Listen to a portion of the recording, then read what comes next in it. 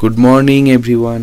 তো আজকে আমাদের ট্যুরের দ্বিতীয় দিন, অ্যাকচুয়ালি তৃতীয় দিন, কারণ পরশু সন্ধ্যায় আমরা বেরিয়েছিলাম। তো কালকে সারাদিন জার্নি করে বিকালে পৌঁছেছি ধোত্রে। আজকে আমাদের মেন ট্রেকিং শুরু হবে, যেটা ধোত্রে থেকে টংলু। এর আগে দুবার এসেছি প্রকৃতির টানে, আবার থার্ড টাইম। তো এই সময় আসার বিশেষত্ব হচ্ছে পুরো ফুলে জঙ্গল ভর্তি হয়ে থাকে, কিন্তু এখন যা ওয়েদার, সকালবেলা হালকা বৃষ্টি হয়েছে আর এখন চারিদিকে এমন ভিউ, খুব বেশি হলে 100 থেকে 150 মিটার, তার বেশি কিচ্ছু পাওয়া যাচ্ছে না। চারিদিকে পুরো কুয়াশাচ্ছন্ন হয়ে আছে। ঘড়ি কাটায় এখন সকাল 8:30। তো আমরা ব্রেকফাস্ট করে একটু রেস্ট নিয়ে 10টার দিকে বেরোবো। একটু দেরি করে বেরোবো, কারণ আকাশ একটু মেঘলা থাকলে, একটু বৃষ্টি হলে জঙ্গলের সৌন্দর্য আরও অনেক বেড়ে যায়।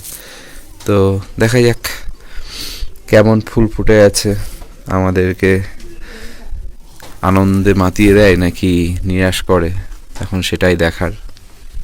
তো চলুন সকালের গরম গরম রুটি আর তরকারি খেয়ে বেরিয়ে পড়া যাক আজকের আমাদের অ্যাডভেঞ্চারের উদ্দেশ্যে।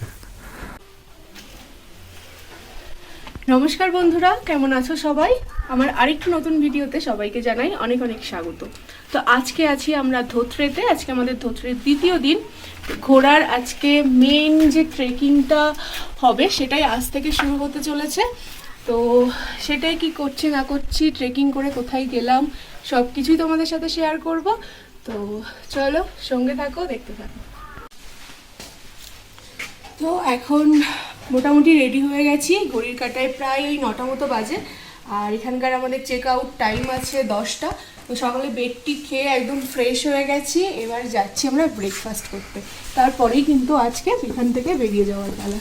তো চলো ব্রেকফাস্টটা করে নিই।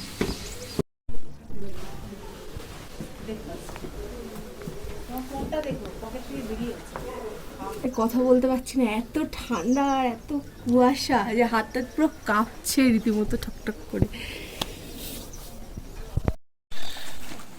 যার প্রতীক্ষা ছিল শেষ হয়ে গেছে, বৃষ্টি পড়ছে এখন। আমরা আমাদের প্রিপারেশান চালাচ্ছি ফুলদমে। এই যে রেনকোট, প্যান্ট এক্ষুনি না পরলেও হতো আমার যেটা মনে হচ্ছে, শুধু আপার পোর্শন হালকা ভিজে যাবে, দেখো পরে নিলে কোনো অসুবিধা নেই। তো ওয়েদারের এই অবস্থা, একেবারে মেঘলা কুয়াশাচ্ছন্ন, এগোতে হবে। এখন একটু থেমেছে, আবার কখন শুরু হবে। বয়ে বয়ে বাড়ি থেকে এত সুন্দর ড্রেস হ্যাঁ। দরকার, সেই যদি রেনকোটেরই এই সব প্লাস্টিক পরেই যেতে হয়, আমার ঘুরতে হয়, ফালতু ফালতু ড্রেস বয়ে নিয়ে আসলাম। সবার ভিডিও ক্লিপ নিতে নিতে আমারই এখনো গোছগাছ হলো না, দেখি কখন আমার হাত ফাঁকা হয়। হ্যালো গাইস, মজা পাইছো? প্লাস্টিক পরে ট্রেকিং করব, মানে রেইনকোট না। তো এখানে আমাদের ট্রেকিং এর জন্য পারমিট নিতে হচ্ছে। কত করে পড়ছে? 20 টাকা করে পার হেড, 20 টাকা করে দিতে হচ্ছে। আর কিছু ফর্মালিটিস আছে, সেগুলো করতে হচ্ছে। তারপরে এখান থেকে আমাদের একটা টিকিট দেবে। তো এই যে আমরা এখনো গাইড নিচ্ছি না, তার জন্য আমাদের একটা লেটার লিখতে বলছে। অ্যাকচুয়ালি ও অলরেডি 4বার এই রাস্তা দিয়ে ট্রেক করে ফেলেছে, আমরা ফার্স্ট টাইম 3 জন, সেই জন্য আমরা কোনো এই নিচ্ছি না। তো এই যে লেটার লিখছে।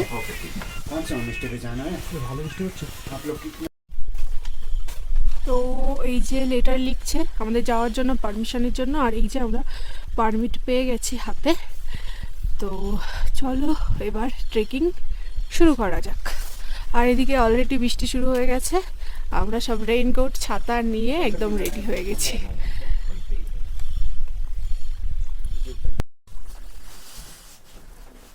এই যে চলতি ভাষায় গুরাস সবে করি এসছে, তারপর আর একটু বড় হয়েছে, এই যে ছোট্ট একটা করি, আর তার থেকে একটু বড়, তারপরে ঠিক এই রকম, তারপরে হচ্ছে এই রকম, তারপরে আসছে এই রকম, ফাইনালি সম্পূর্ণ ফুল।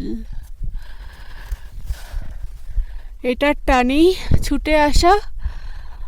তো চলুন দেখতে থাকি, কম বেশি অনেক রকম ভ্যারাইটি পাবো। আর এইখানটায় কিছু সাদা গুরাস ফুটেছে, যেটা একটু দূরে চারিদিকে কুয়াশার জন্য একদম ক্লিয়ার দেখা যাচ্ছে না, ওখানটা অনেকটা আছে ওই পাশটায়। তো চলো এগোতে থাকি। এইখানে কিন্তু একটা নতুন রঙের ফুল দেখতে পাচ্ছি, মানে নতুন সাদা রঙের একটা নতুন ফুল। তো বেশ ভালো লাগছে ফুলটা, বসন্তের সময় এরকম রং বেরঙের ফুল। আর মাঝখান দিয়ে আমরা হেঁটে চলেছি, বেশ দারুণ একটা অভিজ্ঞতা। এই গাছটায় দেখুন প্রচুর কড়ি এসেছে। আমাদের দলের লোকরা একে একে এগিয়ে আসছে আর এক এক রকম অভিজ্ঞতা সঞ্চয় করছে। আসো আসো।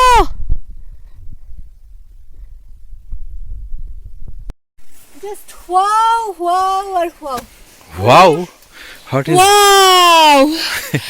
এই যে সাদা সাদা ফুল, ওইদিকে চেরি ফুল, আর এদিকে এই বড় গাছটায় পুরো ফুল অর্ধ প্রস্ফুটিত রডোডেনড্রন।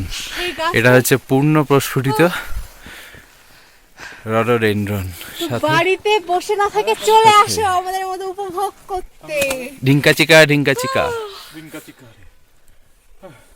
মায়াবী ওয়েদার।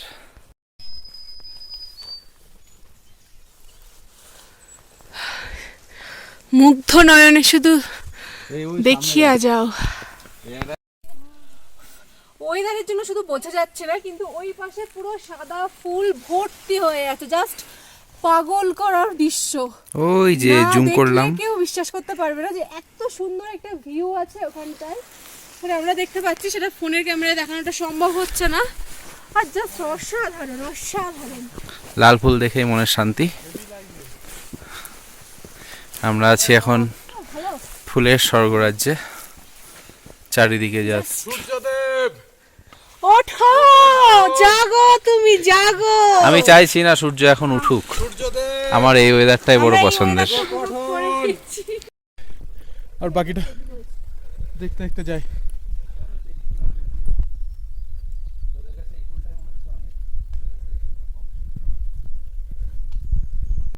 गुरास के जंगल में हम आ रहे हैं।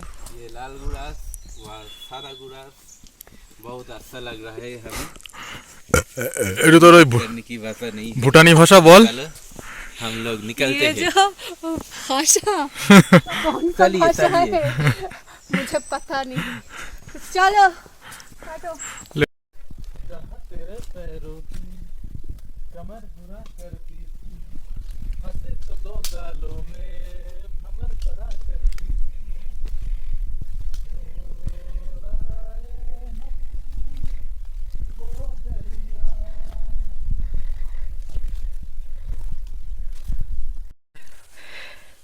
সূর্যদেব প্রকট হন, আরো আমি আসছি। তো এইভাবেই মজা করতে করতে আমরা এগিয়ে চলেছি। ও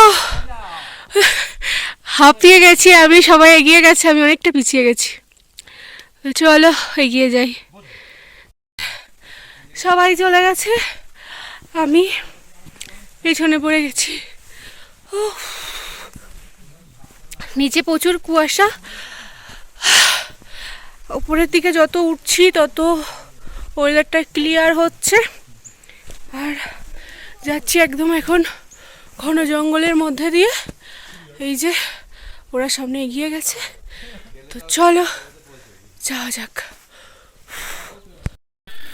আমরা আমাদের ট্রেকিংয়ের প্রায় 1/3 অংশ শেষ করেছি। সবাই ক্ষুধার্ত, তো বাড়ি থেকে এই অমৃত নিয়ে এসেছি, সাদা চিড়ে ভাজা। এখন এটা অমৃত সমানই লাগবে, তো সবাই অধীর আগ্রহে অপেক্ষা করছি। এতটা ট্রেকিং করে চলে এসেছি।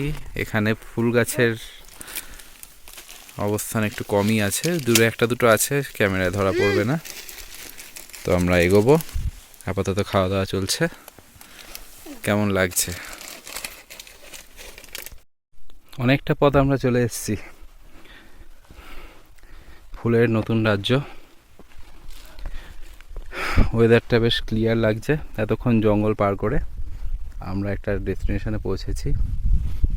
এখানে বিশ্রাম নেওয়ারও জায়গা আছে, আমি তো ভাবলাম ওটা বোধহয় আমাদের পোর্টার কাম গাইড, তোকে দেখে আমি ভাবলাম তোর অ্যাপিয়ারেন্সটা এত সুন্দর। পৌঁছে গেছি। নতুন ভিউ, সামনে আবার মেঘ ঘুরে বেড়াচ্ছে আকাশে, দূরে সাদা চাপা ফুল আমাদের ভাষায়।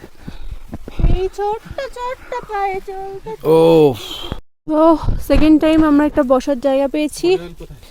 এখানটায় সব খাওয়া দাওয়া পর্ব চলছে। না ঝালটা দিস না, মিষ্টি দে। একটু রেস্ট নিয়ে তারপর আবার এগিয়ে যাব। এই ছোট্ট ছোট্ট পায়ে চলতে চলতে ঠিক পৌঁছে যাব ওই চাঁদের পাহাড়। জায়গাটা কিন্তু খুব সুন্দর, এই বসার জায়গাটা দারুণ, পেছনে গাছ। এ পাশ দিয়ে আমরা আসলাম জঙ্গলের রাস্তা ভেঙে, এখানে খোলা আকাশ, মেঘের ঘন ঘটা। তো এটা 3 নাম্বার পয়েন্ট বসার। তো মোটামুটি যেটা শুনেছিলাম 6 থেকে 7টা পয়েন্ট আছে, তারপরে আমরা ডেস্টিনেশনের দিকে এগিয়ে যাব। আমরা এখানে আর রেস্ট নিচ্ছি না, আমাদের এখন অপরন্ত এনার্জি। তো এগোতে থাকি। এবার কিন্তু নতুন বিশেষত্ব, সামনে পাইনের গাছের মধ্যে দিয়ে আমরা যাব, হাতের নাগালের মধ্যে সেই গাছ পড়বে। কিছুটা নামার পথ আছে, বেশ মজাদার, বেশ একদম টানে টানে চলে যাব আমরা। চলো এগোতে থাকি।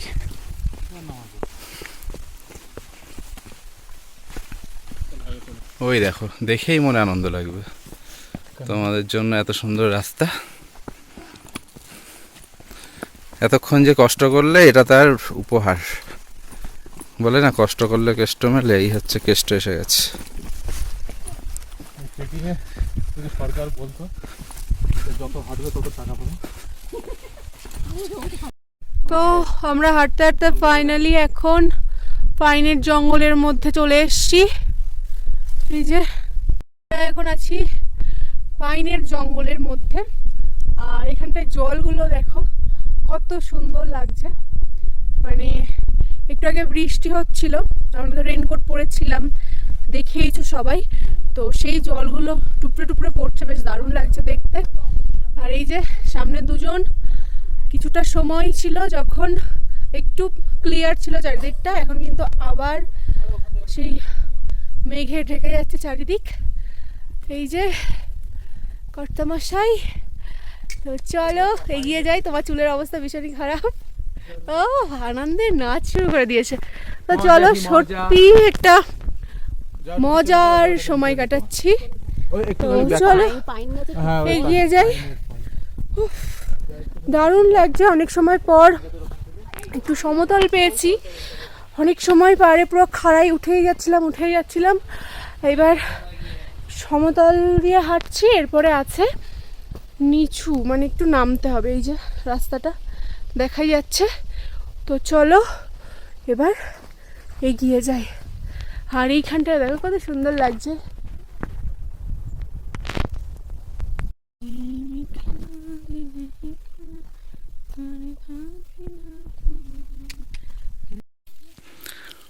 তো এই গভীর জঙ্গলের মধ্যে দিয়ে হেঁটে চলেছি, আমাকে একা পিছনে ফেলে সবাই একে একে এগিয়ে চলেছে। একটা অন্যরকম গা ছমছমে পরিবেশ। দেখে কি মনে হচ্ছে প্রায় সন্ধে হব, কিন্তু ঘড়ি কাঁটা বলছে এখন সবে দুপুর 1টা। পাহাড়ের এটাই বিশেষত্ব, কখন দুপুর কখন সন্ধে বোঝার কোনো উপায় নেই। গা ছমছমে একটা পরিবেশ, মেঘে চারিদিক ঢেকে নিয়েছে। ও মাঝখান দিয়ে আমরা কেবলমাত্র 4টে মানুষ হেঁটে যাচ্ছি।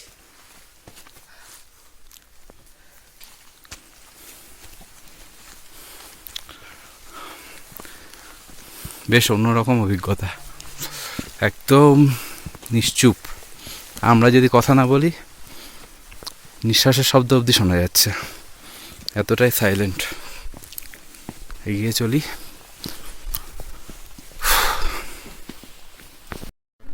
প্রকৃতির কত রকম সৌন্দর্য দেখবো।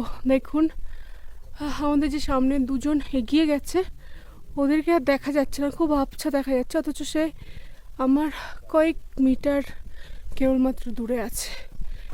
তো মানে সেই কোনায় কোনায় সৌন্দর্য যাকে বলে, প্রতিটা মুহূর্ত, প্রতিটা কোণ যত এগোচ্ছি এই যে এখানটা একটা চেরি ফুল আছে, যেটা মানে গন্ধটা খুবই সুন্দর, মানে কাছে কাছে গেলে গন্ধটা পাওয়া যাচ্ছে না, কিন্তু পাশ দিয়ে গেলে বেশ খুব সুন্দর একটা গন্ধ বেরোচ্ছে।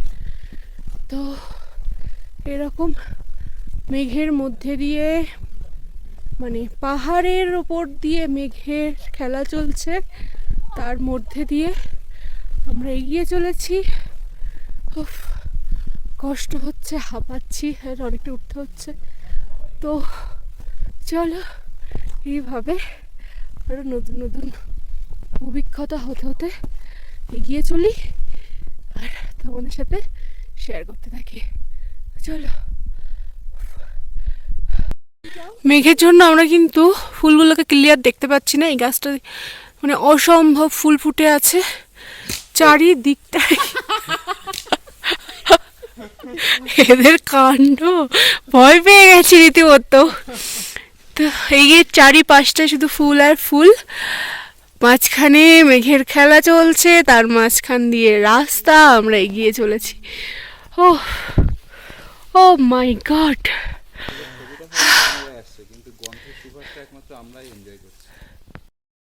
পুরো অবাক করা ওয়েদার। আমরা প্রায় টংলুর কাছে এসে গেছি। এই জায়গাটা আমার খুব একটা প্রিয় জায়গা, মাঝখান দিয়ে রাস্তা, দুপাশে খোলা মাঠ, সামনে একটা বিশাল পাহাড়। কিন্তু কপাল খারাপ যে এবার কিচ্ছু দেখতে পাচ্ছি না, এত পরিমাণে মেঘের ঘনঘটা। বৃষ্টিটাও হচ্ছে না যে মেঘটা একটু কমবে। এর আশপাশ দিয়ে প্রচুর রডোডেনড্রন গাছ আছে, কিন্তু ক্যামেরার ভিউতে একটাও আসছে না। ফুলও ফুটেছে কিন্তু আমরা দেখতে পাচ্ছি না।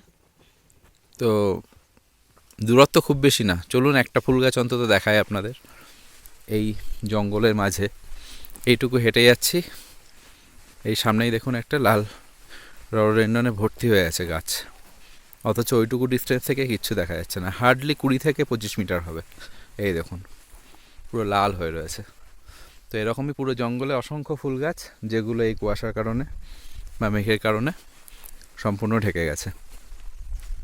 তো এই প্রথমবার এসে এই জায়গাটা খুব সুন্দর লেগেছিল। মাঝখান দিয়ে এরকম পাথুরের রাস্তা, দুপাশে মাটি, ডান দিকে একটা সুন্দর বসার জায়গা। আর এখান থেকে আমরা এবার আস্তে আস্তে এগিয়ে যাব টংলুর উদ্দেশ্যে। কিছুটা খাড়াই আছে, সাথে অজস্র ফুল গাছ। তো টংলু পৌঁছানোর পরে আমাদের অন্তিম গন্তব্য আজকের জন্য টুমলিং, ওখান থেকে আর 1 থেকে 1.5 কিলোমিটার। তো চলুন আমরা এগোতে লাগি। ঘড়ির কাঁটায় এখন প্রায় 3টে। আমরা অবশেষে টংলুর খুব কাছে এসে পৌঁছে গেছি। এই হচ্ছে সান্দাকফু যাওয়ার যে মণিভঞ্জন থেকে রাস্তা, সেই রাস্তায় এখানে এসেই কানেক্ট হয় আমাদের জঙ্গলের ট্রেকিং রুট। তো আমরা 10:15-20 নাগাদ রওনা দিয়েছিলাম, খুব ধীরে সুস্থে, হেলতে দুলতে, খেয়ে দিয়ে বিশ্রাম নিয়ে, নতুন যাত্রীদের নিয়ে অবশেষে 3টের সময় টংলু পৌঁছালাম। মানে যারা নতুন তাদের ক্ষেত্রে এটাই বলার, আপনারা ম্যাক্সিমাম 5 ঘন্টা হলে এনাফ এই জঙ্গলের রাস্তায়, কম বেশি 5 কিলোমিটার। তো এই রাস্তায় চলে এসেছি, অনতি দূরেই টংলুর সেই ট্রেকার্স হাট। আর এটা আমি আগের বার এসেও এরকমই দেখেছি, এটাই বোধহয় এখানকার বিশেষত্ব। উল্টে পড়ে রয়েছে আমাদের ওয়েলকাম করার জন্য। যাই হোক, আর এই সামনে যে গাড়িগুলো আসছে এগুলো হচ্ছে সান্দাকফু থেকে ফিরছে।